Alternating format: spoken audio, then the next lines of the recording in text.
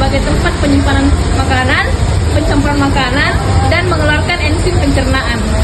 Lambung memproduksi cairan berupa asam lambung. Nah, jika lambung ini diproduksi secara berlebihan, maka akan menyebabkan penyakit pada pencernaan.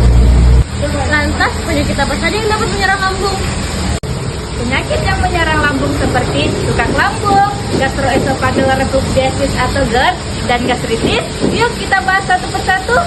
Penyakit yang pertama ada tukak lambung.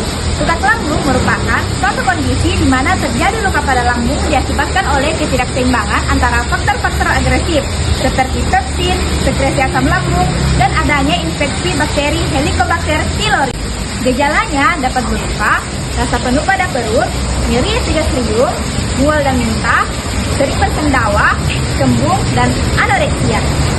Nah, yang kedua ada gastroesophageal reflux atau biasa disebut dengan GERD.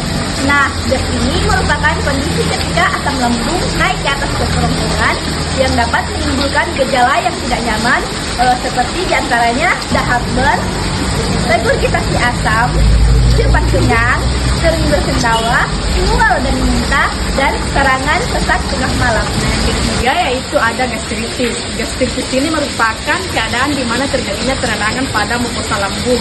Akibatnya karena hipersekresi asam. Adapun gejala dari gastritis yaitu anoreksia, rasa jenuh pada perut, sering bersendawa, mual dan muntah, dan lebih parah bisa menyebabkan hematogenese. Lalu, bagaimana cara pengobatan penyakit yang menyerang lambung? Information, obat lambung terbagi menjadi beberapa golongan seperti antasida, proton pump inhibitor atau PPI, histamin blocker atau H2 blocker, prostaglandin, dan sucralfate. Yuk teman-teman, kita simak penjelasannya. Golongan yang pertama ada antasida. Antasida merupakan jenis obat yang dapat mengurangi kadar asam lambung sehingga dapat meredakan gangguan pencernaan. Obat ini bekerja dengan menghentikan kerja enzim yang menghasilkan asam. Antasida dapat dibedakan menjadi dua berdasarkan kandungan senyawanya. Yang pertama itu ada aluminium hidroksida dan juga magnesium hidroksida.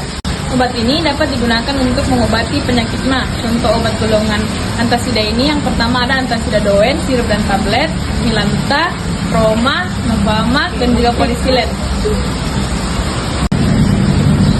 Golongan yang kedua ada histamin blockers atau H2 blockers.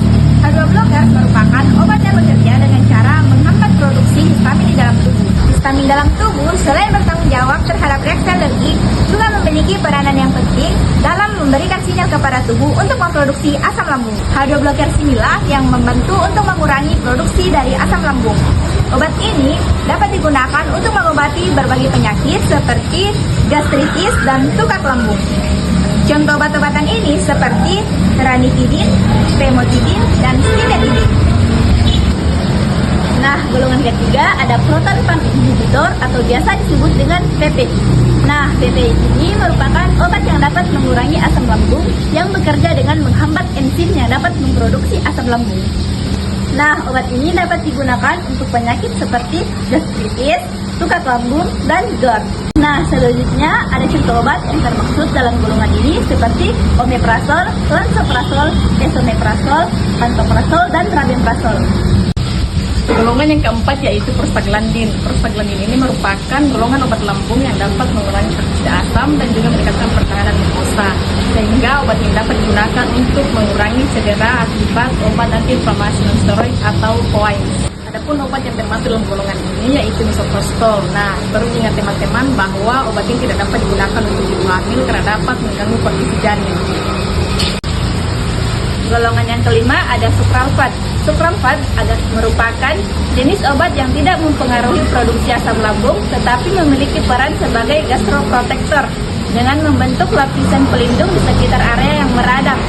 Contoh obat ini adalah sucralfate sirup. Obat-obat herbal yang dapat digunakan untuk meredakan penyakit gangguan pada lambung diantaranya jahe, kunyit putih, dan daun berutan. Nah, ada beberapa tips untuk mencegah penyakit gangguan pada lambung. Yang pertama, menerapkan gaya hidup yang sehat. Yang kedua, menghindari makanan pemicu seperti makanan pedas, makanan asam, makanan berlemak, dan makanan yang banyak mengandung kafein. Yang ketiga, makan dengan porsi kecil namun sering. Dan yang keempat, mengunyah makanan dengan baik. Yang kelima, berhenti merokok, dan yang keenam, berhenti mengkonsumsi minuman yang beralkohol. Itulah tadi penyampaian kelompok kami kurang dari